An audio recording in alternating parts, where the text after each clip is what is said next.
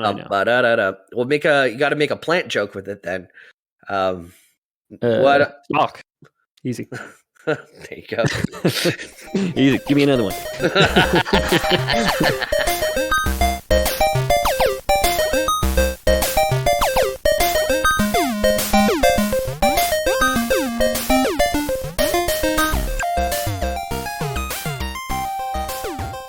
Hello and welcome to the Lore Boys, the Yule Tide Boys. We made it to a whole new year of 2024. My name's James Miller, and who else is here?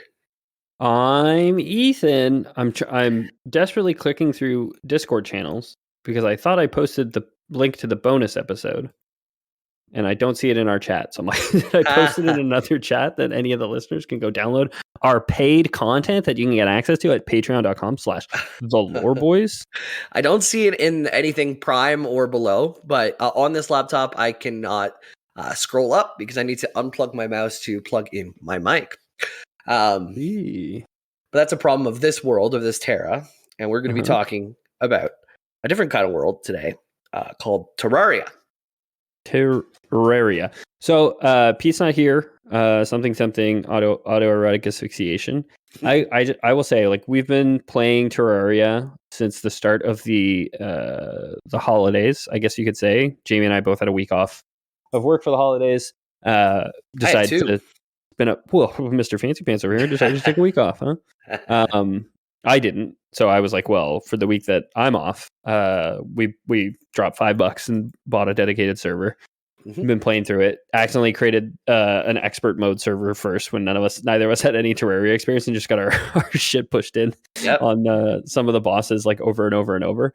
And we're just like scratching our heads, like, how can this game be so hard? How can we be so bad at it? So it sold 50 million copies. So likely, if you are a gamer and you're listening to this, you probably own it already.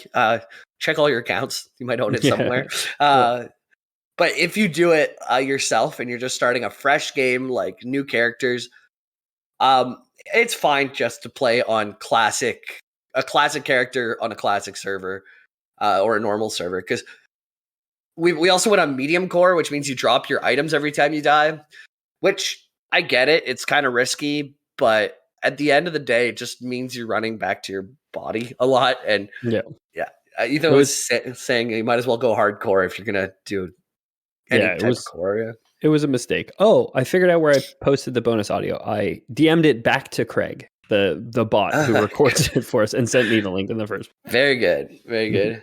So at time of recording, I have 1, 2, 3, 4, 5, 6, 7, 8, 9, 10, 11 Terraria wiki, terraria.fandom.com tabs open from different crafting recipes and what you're supposed to be doing when, basically. Yeah, I just definitely get mileage off the second screen there for all the things you're looking up, like watching movies at the same time while you're just building a bridge across hell or whatever. I definitely put in a ton of time too. I put in more time the first week, I think, than the second week, just because I got sick, which is why I sound like this. But I've been having a lot of fun with it. Well, yeah, you put it down when the corruption took over your base, and you said, nuts to this game. Yeah. I've never played it again. Oh, it's just, it is frustrating. Well, I guess before we get into like I do want to talk about that stuff, but for people who don't know what Terraria is, like if you had to describe Terraria to just 2D Minecraft. 2D Minecraft, that's a great way to put it. With more like boss fights, I would say. Yeah, more boss fights, more like mob grinding, like more drops, right? Yeah. Whereas Minecraft is more crafting. There is crafting in Terraria, but a lot of the crafting is based on like you have to farm these monsters to get the right drops. More like ARPG, like Diablo-esque or something like that, where you're just kind of, you might just be grinding the same mobs trying to get the drop that you're looking for, basically, right? That's it, yeah. And like maybe you're just killing slimes to farm a slime or something, but then you could get like a 1 in 2,000 drop, like a slime pet that you didn't know existed. But there's always this element of like really rare loot out there that you could get at any given time, which is fun. As well as gear. Minecraft, sure, there's gear, there's enchanting. It doesn't feel as important as it does in. There's not like named gear, right? Like there's named like unique drops in Terraria, whereas Minecraft is like, no, you get the diamond armor and you put your enchantments on it. You get the netherite armor and you put your enchantments on it, right? But like, it's still just like generic material armor. Whereas this is like very much like you get the Terra Blade, which builds into the Zenith, and you get the lightning boots and like, which come as drops, and you can't necessarily and like even the crafting, it's not like you just get raw materials to craft those things. It's you combine items to get, like, you combine drops, which just drop from enemies to get those things. Right. And it's not very clear. So if you're ever going to start this on your own, definitely keep the wiki up. And anytime you have a question, just Google it, because it's a steep learning curve, but like as you get into it, I find you get just more and more invested. And I feel like there is, like, for sure there's some people out there who will get enjoyment from playing it blind. But to me, and I feel like this about a lot of games, like if I play a lot of JRPGs, like if I'm playing a Final Fantasy game nowadays, like not for the first time, if I'm like going back and beating Final Fantasy 6 again, or Final Fantasy 4, 6 is a bad example because I know that game too well. Let's say I'm playing Final Fantasy 4, like I'm gonna pull up a strategy guide because I'm like, played through this game before, I've beaten it before, I want to get the thing, you know what I mean? And I'm just gonna play, and I'm like, when I have a question about something, I'm like, what is this thing? I'm just gonna look it up because I'm old, I have a kid, I don't have that much free time. I don't want to like waste time in a video game, if that makes sense, even though when it's easily avoidable too. It's like, oh, I had to talk to the guy who's standing behind the king before moving on to like walking halfway across the world to this other thing. Mm-hmm. And now if I didn't look that up, then I had to walk all the way there and then walk all the way back. And and Terraria can be bad for that for sure, because you'll get so many items, and like it's not an easy game. Like none of the bosses are free, really. Like, but it's like you'll get so many items, and like unless you like check, like open your inventory at the crafting table and you grab every item that could possibly combine because it fits in the same slot, and like it's not like you can see partially completed recipes, right? You can't see like, oh, I have 4 or 5 of the pieces for this piece. You have to have every single piece on you at the time when you go to a crafting table to know that it's even an item that exists in the game, you know? So. I think there is a button you can press that says, what can I craft with this thing? Oh, really? But, I saw that in a YouTube video. But even then, you would have to go through all your individial things and be like, what can I craft with this thing? I mean, and that would still be a much more enjoyable way of trying to figure this out. You're just blindly doing it like I have been doing when I haven't Googled something. But there's like a million features that you wouldn't get unless you've played the game long enough or watched other people play. Like I found there's a ruler feature in the top left, which I had played 40 hours of it at this point, and I didn't know there's a ruler to help you out with building and things like that. And there's like a housing check button. Like if you click on the right side where there's a house just above your inventory, you can like check if housing are valid houses for NPCs. And, that one I knew, but that one I found him. There's like anyways, it's super deep game. You can go in and just dig a hole, have fun, or you could get super into crafting and build like a perfect world and stuff. I'm having a ton of fun with it right now. Ethan, you're right. The corruption, which is like something they added in, I think 1.13 or 1.3 or 1.4, I forget, but is basically a mechanic where you either get the corruption or the crimson, and it lives in your world, and it spreads, it corrupts and eats like into other biomes and stuff like that. It spreads slowly until you get to hard mode. So when you beat the boss Wall of Flesh, hard mode starts, which just means in the world much more difficult enemies and bosses start spawning. And when you get to hard mode, it spreads at twice the rate, which we didn't realize, or I didn't realize at least. But apparently when you beat Plantera, it slows down again to one time. So apparently it is slower. And there's that gun you can get to like shoot the Clantaminator. I bought the Clantaminator today, and I started spraying down, hosing down your base for you. I appreciate it. I was also using, because I have like so how you stop the crimson from contaminating your base is essentially you just like dig a hole that's 4 or 5 wide straight down to hell, and it can't jump across the gap, essentially, right? So and it's so funny, I do remember, so I had dealt with you get NPCs who spawn in the game, and you build houses for them, and they live in places, and they can sell you stuff or give you quests and things like that. And you want to spread them out, because if you have 2 NPCs living in a house, you can buy a pylon for that house, which you can teleport to, as long as there's 2 NPCs living nearby. So you build 2 nice little houses, and then you have a fast travel to that biome. Exactly. Easy, So right? Yeah. I had the ocean biome, and the fisherman was living there, and he was very happy. And I was waiting to get somebody to live with him. And then I realized one day, like, oh, he's no longer living in his house. He came to live like in the center of the map, very far from the ocean. I was like, that's weird. Flew all the way out there because I couldn't teleport there because there's no NPCs. And then it turns out he's like completely corrupted. So I spent like an hour and a half trying to like beat it back. This is before I knew like what it was or this could happen. Was and then it I realized you who like got rid of all the sand, or was that the corruption? yeah. So the whole thing is I'm trying to dig under it, but sand in Terraria, when you dig blocks under it, like in Minecraft, Yeah, it falls. So like sand is silt actually the blocks, worst okay. one to try and dig out from the corruption because you have to break every single block. You can't just like But dig a line underneath. you can build ahead of yourself, like a wood or something, so then the sand stops falling. If you build like a wood Oh, platform, that makes sense. Yeah, that's yeah. smart. Yeah. But it's still a pain in the ass. It's still a Anyway, pain in the ass. I didn't Yeah. realize that. But so he had teleported away, and then I was like, oh shit, I told you about it. I was like, that could happen apparently. And then we had our jungle house, which was to the you spawn in the center of the map. There's oceans in the far east and the far west. And it was like ocean at the far west, and then it was a corruption next to that, and then it was the jungle next to that. And our jungle house had gotten corrupted, and our NPCs moved away from there. I was like, oh fuck, we're losing our pylon network. Our pylon network is going down, you know? Your jungle will always be either to the left or the right of you, and then depending on where your jungle is, the winter will be the opposite. Okay. The jungle and winter are always opposite themselves. There you go. Yeah. But I so distinctly remember working on that, and like I've saved the jungle house. If you want to see how to save it, Jamie, like I've you can go see it is safe now. But I cleared out like a ton of space, and I had spent before realizing like I had to like clear these sections. I was just like spreading dust all over the place, which like cures the corruption, but in very small patches. I probably spent like an hour and a half just like beating it back. And I remember telling you, hey, this is right next to your place. It's going to come for you. Yeah. Flippantly ignored my warning. No, I remember I started, there's a hole under my house where I started digging. And then I was like, ugh, it's 11 p.m. Do I really want to spend the next 2 hours just like fixing this? Yeah. And the answer was no.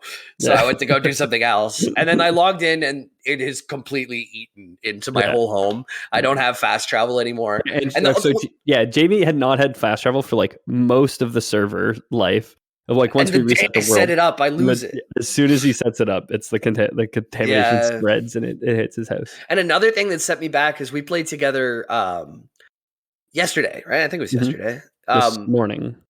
It was today. Was it today? I don't think I was up this morning. No, it was yesterday. You're right. Yeah. Yeah, sorry. Yeah. Not that it matters. No, it does matter. But anyways, we played together and we fought Duke Fishron, who's like a summonable like flying pig fish that you can get from it's a certain boss. And we both died like at 1%. We almost got it. Ethan did most of the carrying. I was just like, I didn't do enough damage or whatever. I lost all my stuff. I go back and pick it up. And then Ethan's like, oh, I think the baby is crying or something. He's like, I'll be back in a little bit. I'm like, okay, I'll log out. So I'm wearing like my replacement stuff that I went to go get all my stuff in, and all my stuff's in my inventory. And then I equipped all my stuff before logging out. So I had my full chlorophyte armor on. Whenever I log back in, I'm wearing all my replacement stuff, and there's nothing in my inventory. I lost all my weapons. I lost my best. Oh my god, dude! My best armor. I lost. That's brutal. I lost a pet. We've had plenty of server hiccups that have caused us to lose stuff. Nothing near that much, though. Holy moly. I lost everything. So like I logged in that night, like an hour later, and then I was like, okay, well maybe if the server hiccuped, then my stuff's still on the ground, right? So I went all the way back, and there's nothing there. And I lost everything, man. The weapons is like the chlorophyte I can get again. The weapons is the really annoying part. Because you had found the Daedalus bow. I have 2 more Daedalus bows in my chest, so we're good there. Okay, cool. Yeah. And that Uzi was really good too once I upgraded it. That came from a Martian probe, so I don't know where. I don't know when we'll get another one of those. I have enough chlorophyte, though, for you to make full set armor out of 2. Okay. Well, maybe that one. Maybe I'll log in after this and regroup a little bit. That's why I was like doubly frustrated. Last night I saw you on, and it's like, oh, it's New Year's. Maybe I should just go hang out with my friend and like ring in New Year's together. Maybe he'll still be up for noon or for midnight. But then I was like, oh fuck, I can't log into that game right now, man. I'm just too mad. I lost all my things. I wasn't on. I didn't come back on afterwards. Okay. I just left it running. Okay, cool. I went to bed at 10:30 last night Okay. for New Year's Eve. Well, That's what anyways, being a dad is like. David, friend of the show, moderator of our Discord, requested that I do dad lore. That's what it's like being a dad. It's you could have been 10:30 on New Year's Eve because it took 5 hours to get your daughter to bed the night before. yeah, you grab them Z's where you can, man. Exactly. Although last night, New Year's Eve, we had partied her out. She slept for a solid 11 hours. She never does. So we feel great today. Hey, that's awesome. Mm-hmm. Okay. Well, this has kind of been our experience with Terraria and stuff. Mm-hmm. I can't see how are we doing on time. I wonder if it's worth taking a break now or not. We're probably like an hour and 50 minutes in. It's 15 minutes on the clock. Okay, no, we got some time. So I can hop in with some early Terraria lore. So the game came out like 2011. Okay. So imagine what's coming out. Just before. Minecraft was like in the general knowledge right then. And Minecraft was November 18th, 2011. Yeah. The first Minecraft was released for PC players on May 17th, 2019. And it was called Cave Game. There you go. After going through alpha and beta versions, the full version. Oh, sorry, 2009. Yeah, sorry. And that was when it was called Cave Game. It wasn't called Minecraft at the time. And then it went through an alpha and a beta, and it was fully released on November 18th, 2011. There you go. So that was the idea. They seen enough of Minecraft. They're like, what if Minecraft, but action platformer like Mario or something? Terraria technically came out before Minecraft. Yeah. Came out in May. And that wasn't because they wanted to release it when they did. I think the guy had been working on it for 5 months and then sent it to a YouTuber to try it out just to get some feedback. Yeah. And it leaked. Okay. And people were like, the game's not even that fun. And it's like, it's not even close to done. So they stepped on the gas, and at the 7-month mark, they released a game that was fun and playable. So that's how Terraria got pushed out. And ever since then, now it's 2024, and they're still updating the game. I think the last update came very recently, right? Yeah. It's a guy. So there's one guy who's the programmer, and then his wife does all the art assets and all of the. Oh, that's cute. I didn't know that. How lovely. Yeah, this is very nice. He almost moved on, and the wife was like, no, there's more to it here. And they stuck to the game, which worked out well for them. 50 million copies sold. It doesn't matter how much you spend. You would even charge for a game when you sell 50 million of them like that. Yeah, right? Yeah.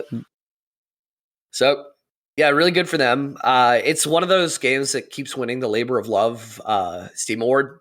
Okay.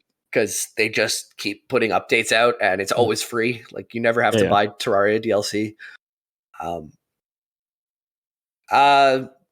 What else is about that game? So now they didn't even have lore until 2019. So it was 8 years until they got lore.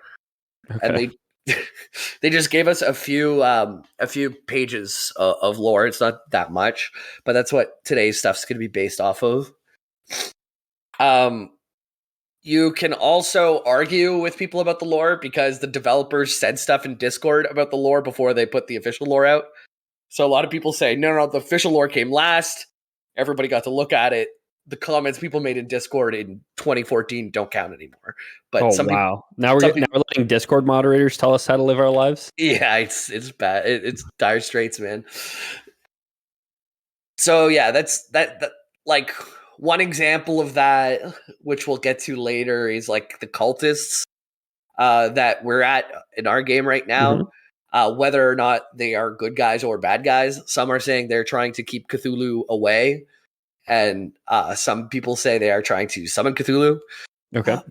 But Cthulhu, that'll make is Cthulhu in the game? Is this like, are we jumping too far ahead at this point? Now I am. Okay. So how about let me go back to the very beginning where we start a story with Cthulhu. Okay. Yeah. So we're not jumping ahead. We're going to talk about Cthulhu. We're sort of Cthulhu comes in and out a lot, but yeah, it's incomprehensible, the lore, and scary. Yeah.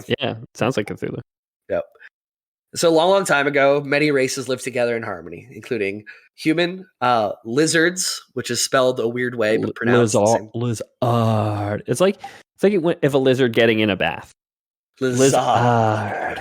Oh, lizard probably would love a warm bath, wouldn't they? No, I feel like water would probably stress them out, right? Really? Like I know Maybe. like fennec foxes who live in the desert. Like you're not supposed to bathe them because it apparently. And I don't know how people know what makes a animal anxious, but Yeah. some people will claim that it would make them very nervous to get them wet because they're not used to it. They just don't know. They don't know. You know, they live in the desert. Well, Some yeah. lizards for sure. You know who would- Salamanders, they love it. You know who wouldn't get wet is our last group of people, the dryads. All right. So there's a dryad you can recruit as an NPC in the game, and you can. Here's a fun fact for you: you can fish up. There's a random item you can fish up called Joja Cola, which is an item from Stardew Valley. And if you fish it up, and the dryad is nearby when you fish it up, she insists on purifying it, and she opens a portal to Stardew Valley, and you get a Junimo pet, who are the little like forest spirits from Stardew Valley. That's super cute. I didn't know that. Wow. There's a ton of secrets in this game too, which is really great. I love that Cardi B song, Dryad Ass Pussy. Dap. Oh my god. Yeah, so we have our humans, our lizards, and our dryads. They're all hanging out, whether in the water or not. They're on Terraria, probably. Mm-hmm. And one day, Cthulhu, an ancient moon deity, so it's a moon. Cthulhu is tied to the moon in this universe. Okay. Arrived from an unknown origin and started wreaking havoc upon the realm. So you can imagine Cthulhu coming in on either the east or the west coast, and causing some havoc in Terraria. Mm-hmm. So there's the lizards. They constructed a temple that the beast couldn't breach, which we know as the jungle temple that's underground, or the dungeon, or I don't know what to call it exactly, but it's a structure built deep underground in the jungle where the only place you can find lizards in game today. Okay. Which we did the other night. Since the Moon Lord was a moon deity, the temple was guarded by a sun golem, who we also fought. Yes, we did. Yeah. Many of his drops are sun related. Like I think we got the sun ray, which was like a magical pistol. Yeah, I know. So in the lizard temple, you get like tablet fragments, which let you summon a solar eclipse. Right. Which and like solar all the horror movie monsters come out when you do. You get like there's like a racer head and nice. the guy with all the needles in his face, and there's Frankenstein, and there's like a butcher in a pig mask. I got a vanity like costume that's like the Jeff Goldblum, the fly scientist, where it's like a lab coat and you have just like a fly's head. Nice. And a bunch of those guys come out and try and kill you too. That's fun. The last time I logged in, you had looked like I'd left you the time before and you were riding a unicorn around, and then I log in and you look like an alien now. Yeah, like a UFO. Last time you logged in, I was dressed as Mrs. Claus riding a unicorn. And now I am a fly scientist riding in a UFO. Although I still have my unicorn is much faster than my UFO, but the UFO can obviously fly. So I still kind of I switch between them. It's a nice trade-off. Mm-hmm. So yeah, they built a temple deep underground. They made a sun golem to fight back against this tentacly moon monster. And they made a bunch of different traps to guard the temple and sealed it away, giving a key to a beast in the jungle to guard it. And there are so many fucking traps in that temple. Yeah. Like we ran into them. Constantly, like, bring a danger sense potion if you're going to go, was the lesson I learned. And I went and I cleared all the traps. But I remember the first time you go, bring a danger sense. Yeah, I just wouldn't touch the ground. I was using my hook and I was staying on the ceiling the whole way because every time I touched the ground, I would take damage. Yeah, one way or another. And darts, and they're dropping fucking jacks on your head. Yeah. So they gave a key to a beast that lives in the jungle, also known as Plantera. Named after the band Pantera. Yes, and whenever you kill Plantera, there's the achievement is a reference to Pantera. It's like Southern Garden or something. The Great Southern Plant Kill. That's it. Yeah. Instead of the Great Southern The Great Southern Trendkill. Yeah, Trendkill. There you go. I only know walk. It's the only one I know. We'll you got to make a plant joke with it then. Stalk. Easy. There you go. Easy. Give me another one. I only know the one Pantera song, as we were learning it to play in our high school band. I remember. I was there. Yep. So yeah, they high school band in our 30s. Just so the listeners know. We're learning to play Walk by Pantera. Yep. Yeah, they also broke the solar tablet, an object capable of bringing the eclipse, therefore hiding the sun and empowering the moon, summoning many of Cthulhu's monsters. They broke the tablet. They kept all the pieces in their temple, and there's many, many, many times more pieces than one tablet. Yeah. Then also the golem drops a fully formed tablet. It's like that trick, when you take the one piece of the chocolate out, bar. Yeah, Exactly. and you put it back together. It's the infinite solar. Just keep slicing the solar tablet diagonally and adding a one little piece of chocolate to it. Dude, it's infinite reusable energy. It's how it works. Infinite reusable solar eclipse. Yeah. But the Dryads, they didn't go and make a temple deep underground to hide out in. They took a more direct approach. Okay. They made an active effort to stop Cthulhu. We're going to shoot the fucking moon. This is actually how we get our a lot of the bosses, the early bosses that we see. Okay. Because to stop Cthulhu, they were doing their Dryad magic. And then they ripped his eyes out. They ripped his spine out. They ripped his skeleton out. And we get the Skeletor or whoever Skeletron, Eye of Cthulhu, the Brain of Cthulhu. Eye of Cthulhu and Brain of Cthulhu makes sense. I was going to say Skeletron. I didn't realize was his skeleton the whole time. Yeah, and the Eater of Souls is his spine. Oh, that's the worm, right? The big worm. Okay, big worm. Okay. Yeah, it sounds like the Dryads were pretty fucking strong, honestly. Yeah. Why are we left to defeat the Moon Lord? Why doesn't the Dryad NPC put in some fucking legwork here?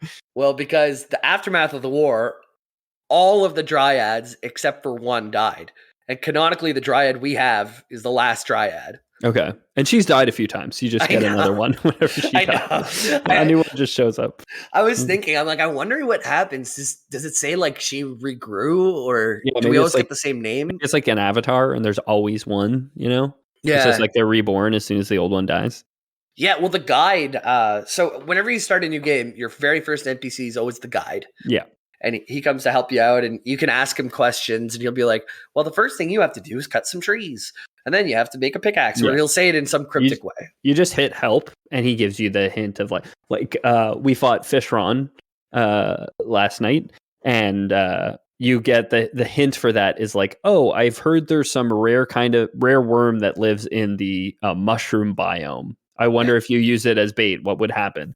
And I did that, and then I fished a bunch. Nothing happened, and then I was talking with Jamie. I was like, yeah, I tried fishing with it. It didn't work, and it was like, oh, you have to fish in the ocean. Okay, well, I didn't try the ocean. I tried like a sky. I tried a lake in the clouds. I tried a lake in the jungle. And then I was like, I tried a lake during a blood moon. And I was like, well, I got, or a lake in the crimson. I don't know. I tried a couple things. I was like, nothing's working. Yeah, it's interesting. The guide is the one character that every time he dies, he comes back with a different name. So you can have... The other one's not? I'm pretty sure this... No, not all of them. Because I know the painter... I think they all have like changing names because the painter, if you have Jim the painter, when he dies, he drops a cosmetic. He drops his Jim's hat. Okay. Essentially, which but like he doesn't always spawn as Jim. Okay. Well, the canonical reason that the guide always changes then is because there is a group of guides there that pass on all the information from generation to generation. So when one guide dies, they send you another guide from the circle of guides, and he joins your team. Interesting. Okay, so the Dryad may have, and this is from the wiki, the Dryad may have any of the following names. Lua error in module game text at line 78, bad. Argument number 1 to G-sub, string expected, got table. And I don't think our Dryad had any of those names, so we might have like a super rare one. I think we might. That sounds pretty cool. I haven't even seen anything about Got Table for them. That is Giat table. Excuse me. Oh yeah, dude. I was seeing I was looking up old Terraria like glitches and stuff. And there's a cool one where if you made like almost like a G shape with your house, you could kind of like have a house that was there, but then there's like an overhang of wood, and the game for some reason would interpret that as a suitable housing for all NPCs, and it could never be filled. So all of them could move into a single block. Oh, fun. Yeah. There's this thing wacky. called what are they called? Like hoiks, HOIK. Okay. And so you take a single wood block and you hammer it so it's angled a certain way. Okay. And then you can replace a block on top of that whenever you jump into it, it zips you super fast in a certain direction. Oh yeah. So this happens to me randomly sometimes. You Where can you're set just it like, up. yeah, you're just like you're running through the world and you use your claw, and then like you just like release your claw and you just shoot across like the next like whatever 50 feet or something. You know, Right, I've yeah. always wondered. So we could build those and set those up that like when you're in hell, you could just jump up and like zoom right back to the surface like ultra fast. Yeah, that's fun. Or go up into the sky ultra fast and stuff. But that they left in the game on purpose because they thought it was fun. So Yeah, Hoik still exists. Infinite NPCs in one house. Good not luck, so buddy. much. Yeah. So yeah, okay, so the guide comes from this circle of guides, and that's interesting. Yeah. I don't know if we're going to talk about it. I don't know if it's in the lore, but when you summon Wall of Flesh, who I assume was like at one point the final boss, right? Probably Right. in an earlier version of the game. To summon the final boss, you have to drop a voodoo doll of the guide into the lava, which these demons in hell imps are randomly carrying sometimes, these voodoo dolls of the guide. And you have to drop that in the lava, and your guide dies when that happens, and it summons the Wall of Flesh, right? Yeah. We're kind of far from Wall of Flesh, and Okay. how do I say it? Keep going with what you were going to say. That we'll come back. We're gonna circle back to that. I But just the think it's cool. I guy, didn't realize there was like a circle of guides. I guess. yeah. In each generation, there's a new one, and all of their knowledge is passed on, kind of like the Giver, over and over again. Wall of Flesh and the guides are intimately like intertwined in the lore. But first, before we get there, we can't even come close to the Wall of Flesh yet, because we are talking about a lunatic cultist right now, and the dungeon. So there's a dungeon troll in the dungeons. If the first thing you did whenever you join your game is not dig a hole, but instead you just started running to the right, you'd eventually find a dungeon with an old man outside who eventually becomes your tailor or your clothier. Yeah. But there's a curse there. If you're playing with a new friend, tell them to like meet you in the dungeon. Tell them to go down into the dungeon because there's going to be a big skeleton that just beats the hell out of them. So I absolutely did make the mistake. Yeah. So you summon dungeon guardians who deal 1,000 damage per second as soon as they hit you, and they move at like a relatively fast speed, I guess.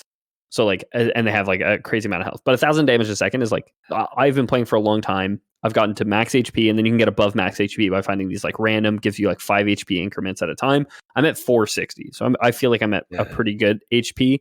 And 1,000 damage a second. Just let that sink in, right? I think 500-600 is like really high HP. Like And like Jamie was saying earlier, we're playing on medium core, which is you just drop all your stuff when you die. It's not hardcore, and it doesn't have any of the real challenge of hardcore.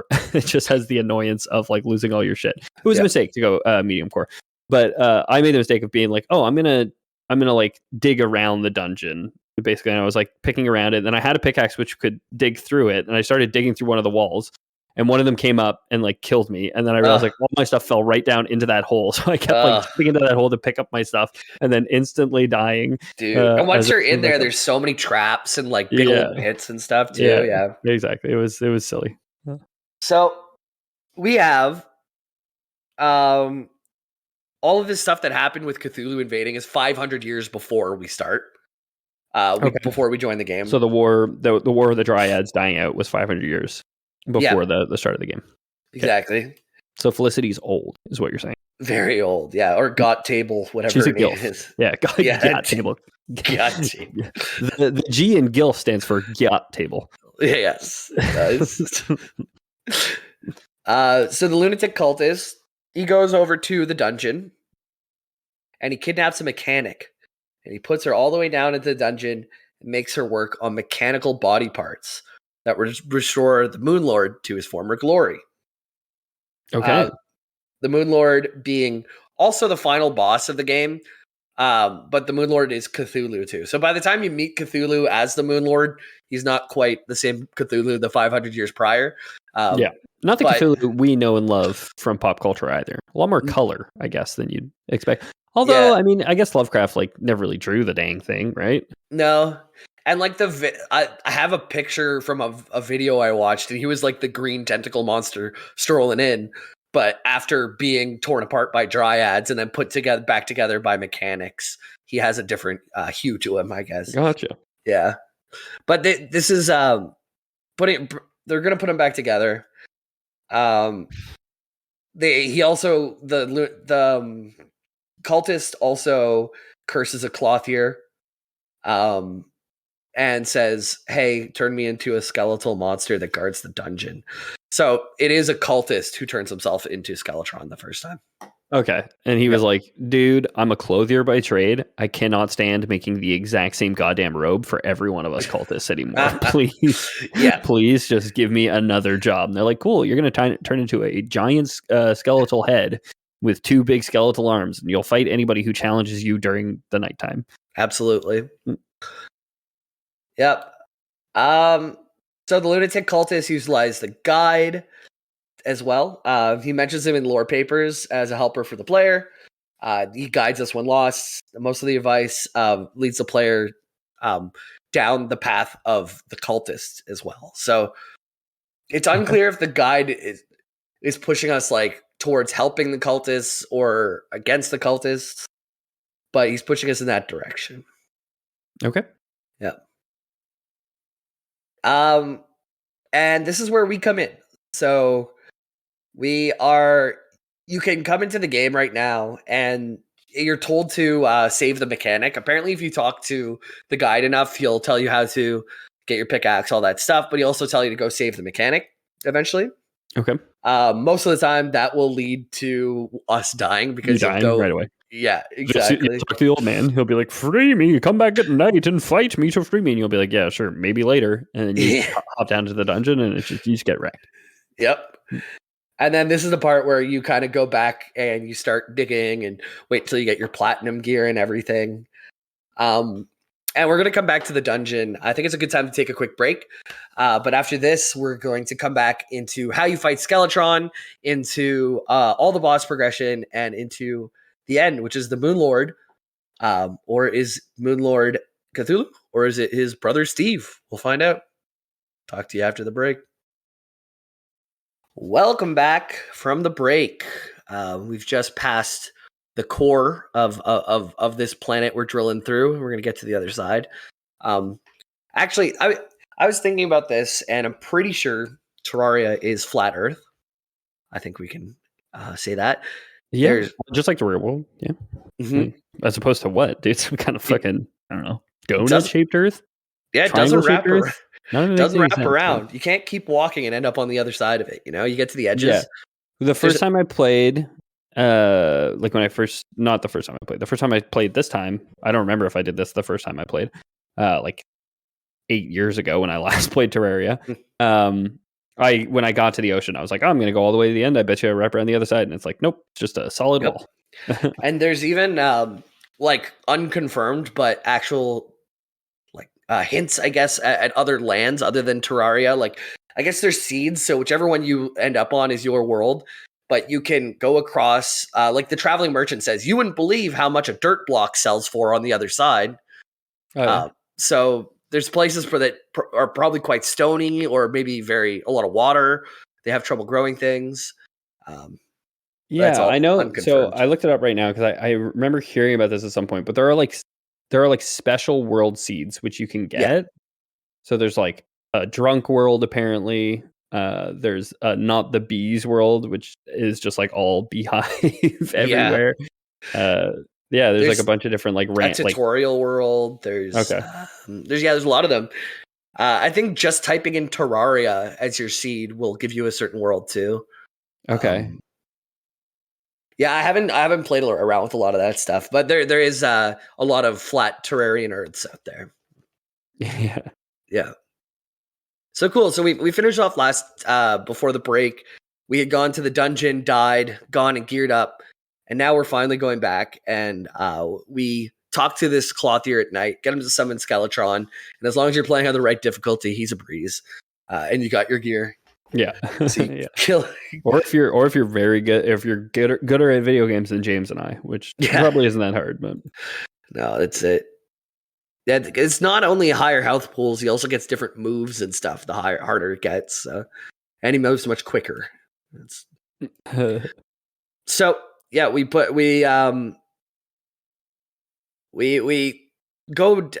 into we kill the Skeletron. We go in and we save the mechanic. So when that unlocks a mechanic at your house, so she can help you do different things. But sorry, I completely lost where I was on my thing. I'm reading about the drunk world right now. So that's good. It's always night, never day. The starting NPC is not the guide, but it's the party girl instead, which is fun. The dungeon's underneath a tree. Okay,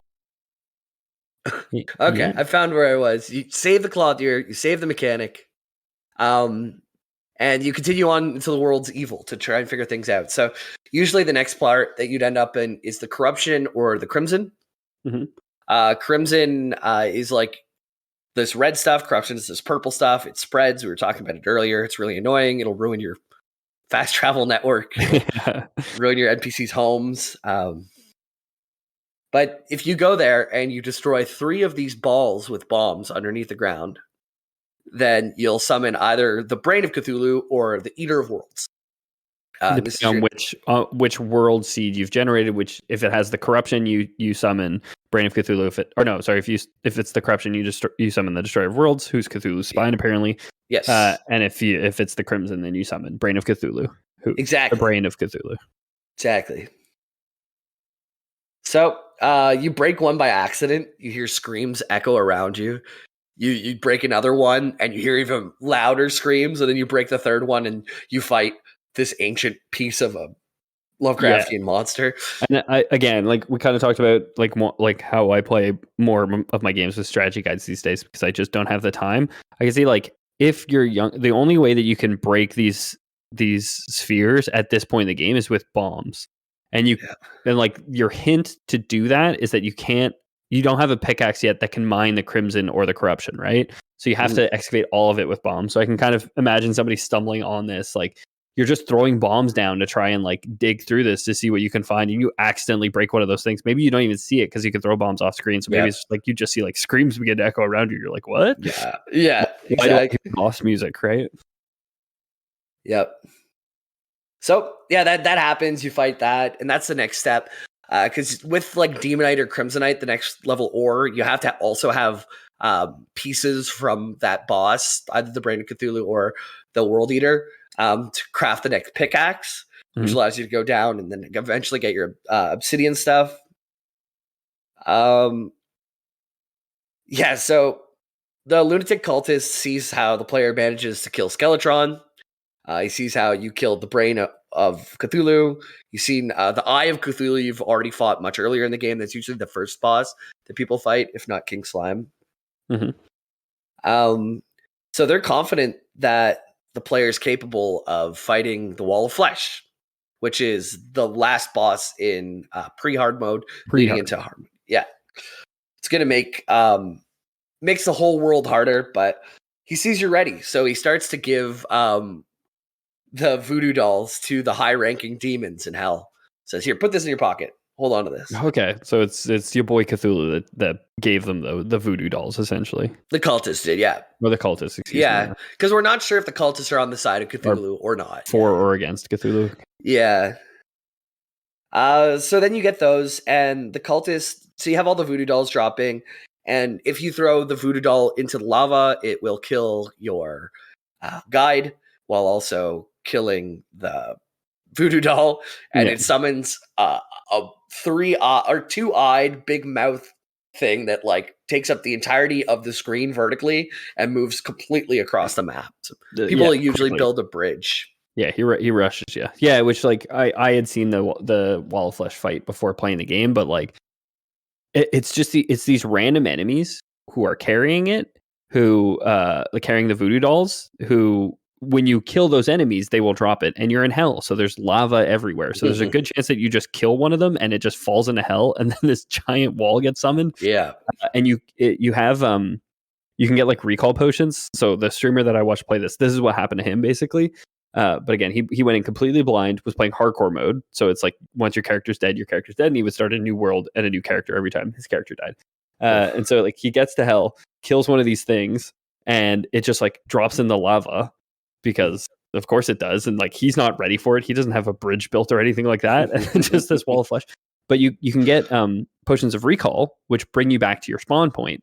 They're disabled when you're fighting the wall of flesh. Oh. so it's just like you're just like okay. He's like spamming the button to like recall back, and it's like nope, you can't do that while the wall of flesh is summoned. Basically, so some fun trivia, just because we talked about it a little bit earlier. For the voodoo dolls, and again, this is kind of talking about how I love the idea. I keep talking about this because I love the idea of progressing in this game naturally. I just don't have the time to do it. I talk about this streamer who I really enjoyed watching experience this, but like he was doing it for a living at the time. So it's like he has all the time in the world to spend 70 hours to get to Wall of Flesh or whatever, which I just don't. Yeah. But so the way you figure out this is what you have to do is you talk to some of the NPCs. So the guide who will help you if you hit the help button with these cryptic hints tells you, when you are ready to challenge the keeper of the underworld, you will have to make a living sacrifice. Everything you need for it can be found in the underworld. There's two other NPCs you can get who reference it. There's the arms dealer who says, I heard there is a doll that looks very similar to the name of your guide somewhere in the underworld. I'd like to put a few rounds in it, kind of hinting that you should maybe destroy the thing. Our arms dealer, by the way, was named Darnell. Shout out Darnell. Shout out to Darnell. Friend of the show.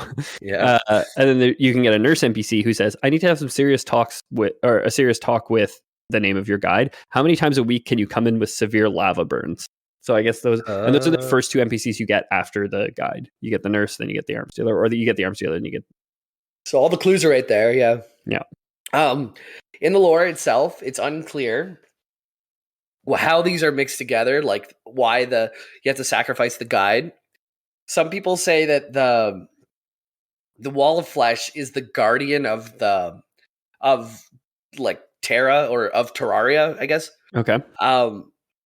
And can only be summoned by killing the guide because they share the same soul. So like the Wall of Flesh is like the final guardian to let you into the next part. But you have to get there with the guide's help. And the guide's end goal is to fight you as the Wall of Flesh. But that's not for sure canon. It's one interpretation. But the Wall of Flesh is more good than bad. Is trying to gate people from getting into this hard mode, awaking all these extra bosses and stuff. The guy calls him calls it, I guess. Yeah. The keeper of the underworld. So it is some sort of like guardian of that place, I guess. And the potentials therein. But I guess it is funny that like dropping the guide voodoo doll into the lava summons the Wall of Flesh. Does the voodoo doll like turn into it, like right. There's so many more questions than answers, I think. No, yeah, exactly. Yeah, so once you kill the Wall of Flesh, this unleashes the souls of light and dark. Like once you get into hard mode, you can start like farming all these different souls off of different types of enemies. You get like soul of night, soul of light, soul of flight, soul of fright, sight, and might are the three boss ones. They all rhyme, don't they? I think they all rhyme. I just realized that. I didn't realize it until we were just saying it out loud now. I was like, oh, damn. Yeah. Soul of fright, might, night, light. There we go. So these are like different souls that you can start to farm to craft even crazier things. Like this is where you start to get wings or jetpacks. You start to get your flying mounts. This is where the game starts to get really cool in terms of the gear that you can get. The Rod of Discord is a popular item. That's a 1 in 500 drop off of elementals, I think. Okay. And that gives you, it's basically an 8-second teleport anywhere you can click on the screen. Oh, damn. So it's really useful. Like 8-second cooldown. 8-second cooldown. It's an item. You switch to it and you can teleport anywhere you can click. Cool. So Rod of Discord, I think at the highest levels of play is something that you need to farm. That's something I kind of wanted to go farm too. Like now that we've figured out how to connect statues to buttons and just brutally slaughter unicorns. All day. Yeah. I gotta get my mount. I want to be Mrs. Claus riding a unicorn. I hadn't killed a single unicorn yet. And I log in and Ethan's just like, Dick McBigley has killed the 1,150th unicorn. I'm like, Jesus, I haven't killed anything that many times. He's just grinding these things. Oh, yeah. And it's awful because there's like these big old haunches of meat, like their whole legs are left behind when you're killing them. It's gruesome for sure. Yeah. Hey, I would just summon them. They came for me. Okay. True. I was just summoning them. They stepped to me. You set up a 0.25 second timer spawn and it's their fault. That was your idea. Okay. I was pressing a button to summon unicorns into my world. You had the good like farm raised grass fed unicorns, and then I came in with the factory farming afterwards. Just pump them out. Yeah. So this is, you get into hard mode. This is where the game gets really interesting. This is where the gear gets really cool. And what do you do next? This is where the mechanics creations start finding their way into the world. So that's why you have to fight the twins, which is the Eye of Cthulhu, but 2 times, and now a mecha boss. The Something of Worlds, which is Destroyer of Worlds mecha version, and Eater of Worlds. Of Worlds, maybe. I think Eater of Worlds is the first one.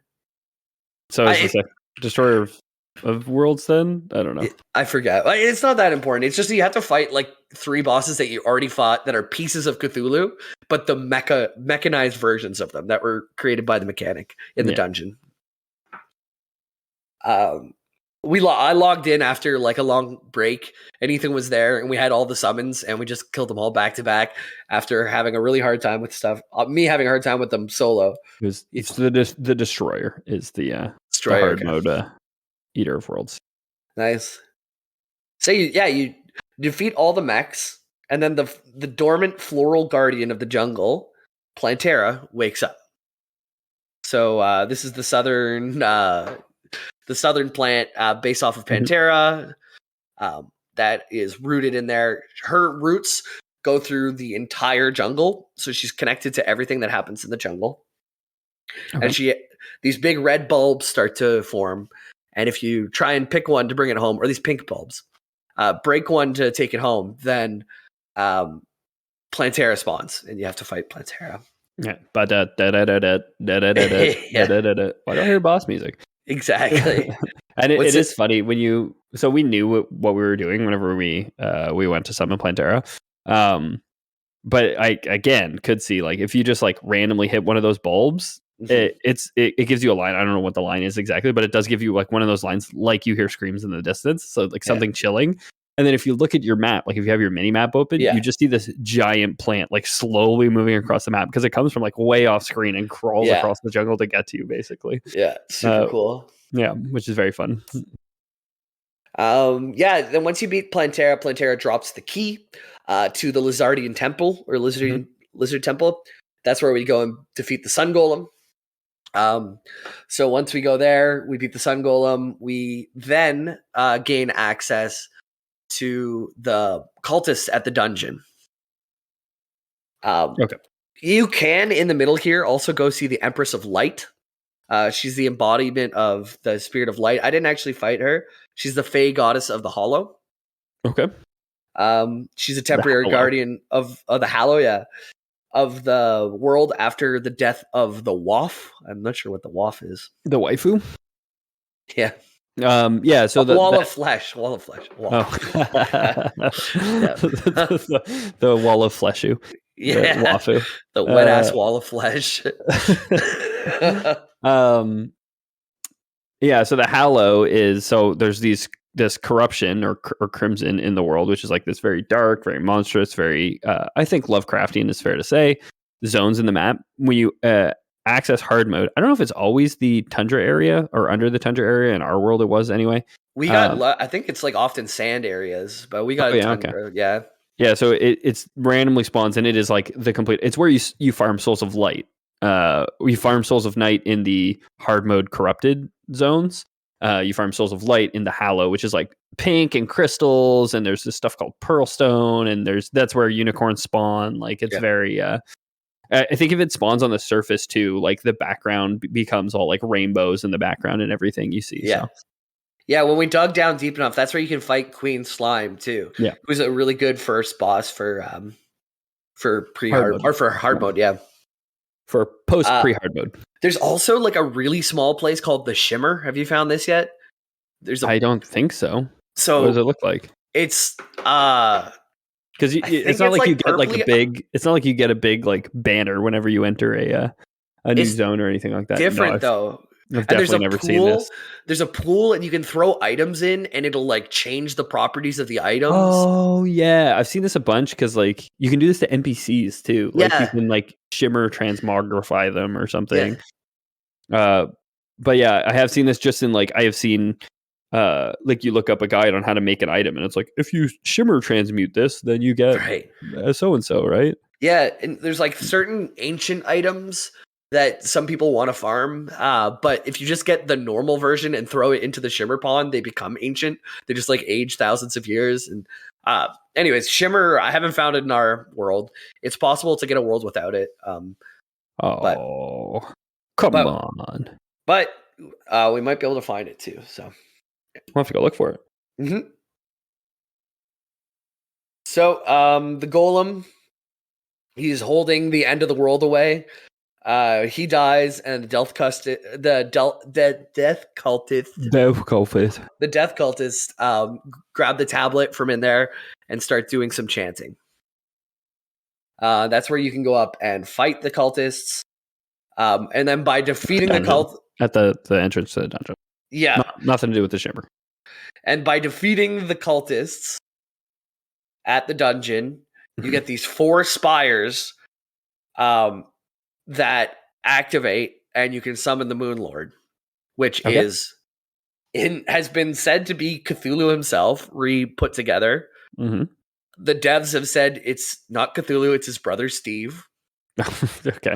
They said that in Discord, but canon, we don't know anymore. Ooh, I'm not letting Discord moderators run my life, okay? They don't decide the lore. David, you don't decide the lore, okay? We do. And I'm saying it is Steve. So that's the lead up to the last boss, which I think is very cool. Let's see if I have any.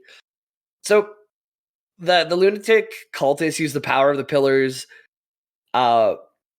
It's unclear if you killed the cultist, which allowed the Moon Lord to come out, or the cultists kind of like tricked you into sacrificing them to summon the Moon Lord, or it's unclear if what if we the bad all along, if we never started killing things from the beginning, if the Moon Lord would have just stayed away. But in the end, you do. We kill the Moon Lord. So yeah. If we put our gamer pants on, we kill the Moon Lord. Yeah, I don't know. Fishron killed us, so we'll see. Yeah, exactly. Terraria, ton of fun. It goes on sale like all the time. It is a lot of fun. It goes on sale all the time. I can't imagine. I don't know what its price is. I'm gonna guess it's a $20 price point, but $6.49 Canadian, so it's $5 US. It's $5. Might be on sale right now. You'll get your money's worth because there's $13. It's 10 years of development and a $5 game. You can get a 4-pack, so that's for you, a copy for you and 3 friends for $20 Canadian right now at time of recording. It is the winter sale, but it's $30 Canadian when it's not the winter sale. So convince a friend to put, hey, look, I'll buy everyone the game if you put the $5 up for the dedicated server, and then there you go. Yeah, exactly. Yeah, and you don't need a dedicated server. You can play locally on someone's PC. It's just when that person's not running Terraria, like when that person's not running the world, other people won't be able to sign in. So we got a dedicated server, which again costs $5 a month. Yeah. Just because like if any of us want to log in. It ate all my stuff lately. So I wouldn't recommend Gportal. I would recommend, I don't know, another service maybe, because Gportal's been pretty bad for us. It's been really good for us, the dedicated server, because we definitely have different gaming shifts. And exactly. Especially over the holiday, I was like, we overlap. It's the end of my shift overlaps with the beginning of Jamie's, basically. Or no, I'd say that is also true to me when I'm finishing. You're getting on because I'm finishing at like 6 or 7, and then you're getting up with the kid. And exactly. Sometimes in the morning we do overlap too. Yeah. We have like the two opposite, but it's fun though because you log in and like, oh, like I've just been sleeping now. Like, let's see what Ethan's done today, and you can find all the things he's been building, and maybe it's all very good fun. I think in these games I like to be like a base mom. You know, like I like to work on like I built a home for all the NPCs. I'm like I'm gonna make sure that we have all our NPCs and have room for all our NPCs at least. If I can't build it across the map, then I haven't done any of that, but I also did log in. You did do enough of that just to get your selfish pylon so that you could teleport to your base whenever you die and respawning when I at my needed base. to. Yeah, exactly. But I also did like wake up in the morning one day and just like made our entire hell bridge after we had to reset the server. And I mean, talking earlier about how like combining trinkets is like complicated. I went and just like rated your chests for like trinkets. I was like, I know a bunch of these combine into other stuff, so I'm just gonna like combine stuff for them because I have the combine table. So well, cool, man. I might log in after this now and try and put my life back together a little bit. Maybe just farm some souls of light or something. I'll give you the contaminator. You can hose down your house covered in monster jizz. Hell yeah. Cool. Thanks so much for listening, everybody. If you enjoy the show, we hope you'll tell your friends about it and leave us a 5-star review on your podcast app of choice. It really does help the show continue to grow. If you're interested, you can check out the Lore Boys Instagram, Lore Boys Podcast. I think it is on Instagram. Pete will post some Transformer mini stuff, some personal life stuff, and then also episode art for the episodes, kind of work in progress stuff, and then also the final pieces as they get done. He does unique art for every single episode, if you didn't know. So check us out there, Lore Boys Podcast on Instagram. Jamie, do you have anything you want to talk about? Maybe the Discord? I was laughing. I mean, I wanted to bring it up when Pete was here, but he's not here. Because Pete's always like, well, our Instagram's doing better than girls who have big butts on Instagram. And I was like, I looked the other day and there's like pages dedicated to mug root beer memes that do much better than our Instagram. So I don't know about this benchmarking that we're doing. Also, Pete is just cherry picking. There are Instagram pages about women with big butts who do much better than us in the mug root beer meme pages, I'm sure. Yes. And just so all of you know, whenever he says we had like so much growth this week, he means like we got 5 new people. But that's great. That's great. Anyways, it was you 5 people who we appreciate you following us. Enjoy them. I love them all. We got to dig at Pete though. Oh, gotta dig at Pete. Gotta. And if you want to talk to us on the Discord, discord.gg/loreboys. We got some new lurkers in this week. Happy to see it. Been chatting with the folk. I saw there's people hanging out for New Year's Eve last night. Pete made an appearance. There's David and Fiddy, and I'm sure there was others that I'm not people. Shout out to you guys. You guys renamed one of the voice chats 202 4 Boys podcast, and I don't know what that means, but I'm here for it. It's Pete did it. It's whatever he did. Crazy Pete. What can you do? Hop in the Discord if you want to chat to us. If you want to send us an email, contact at loreboyspodcast.com or loreboyspodcast@gmail.com. You can get in touch with us, send us some emails, and we'll read them on air at some point. Never know when it's going to be. Haven't checked those in a while. I wonder how we're doing. We don't check them until the mailbag. So it's usually we get like 6 to 12 months of just backlog emails. Sometimes we ask people to send us make some jokes about some stuff that we talked about today. Say the G in GIL stands for Gyat table. And we know what you're talking about a year from now when we do the next mailbag. Also, make fun of Pete. Make fun of Pete in the Discord. Oh my God, make fun of Pete in the Instagram. Send us emails making fun of Pete and his Instagram because he's not here right now. He doesn't know what's going on. I was genuinely very sick, and came together with an episode. He had 4 beers for New Year's last night, and now he can't make the episode. Exactly. Hey, in Pete's defense, I have pushed many an episode to Tuesday night. I like to think my excuse is better than his. That's it. So that's it. And I say that I say that selfishly. I with him not able to defend himself, I'll agree. Exactly. Yeah. If you guys want to support the show financially, we do have a Patreon, patreon.com/theloreboys, where you'll get access to some bonus content that we release every week, where we spend a lot more time just kind of talking about our lives, what we're playing. More of a quote unquote traditional podcast where 2 to 3 white men will get together and just talk about their lives and how absolutely enthralling it is. And we play a couple games, loser titles. We release some exclusive stuff like episode picks, things like that. So check it out if you're interested. Patreon.com/theloreboys. We really appreciate all the patrons that we do have. We forgot to look up if we have new patrons this week at the top of this episode, but if you are new, shout out, kisses. We'll shout you out next week. I promise. Yeah, we will. We took a week off and we completely forgot how to do this. Pete got sick on 4 beers. Like we're out of control. Yeah, I couldn't even talk yesterday. So you're welcome for getting this one out at least. I feel great. My dog slept 11 hours last night. This is the best I've felt in months. And if you guys don't trust Patreon, we do have Lore Boys Prime, of course, where we are recruiting an army to make fun of Pete behind his back via email. So please send us those emails. Just making fun of Pete and the Lore Boys Instagram, because he won't know what's going on when we do a mailbag someday, and it'll be so funny to watch the confusion on his face. And Jamie and I will probably forget until we end up reading them, and then we'll have a knowing look that we share with each other when we realice what's going on. That's a great idea. So that's the contact at Lore Boys Podcast or loreboyspodcast@gmail.com. And we'll read them on air at some point. Thank you. Goodbye. I think that would constitute Lore Boys. Bye. I forgot how to sign off.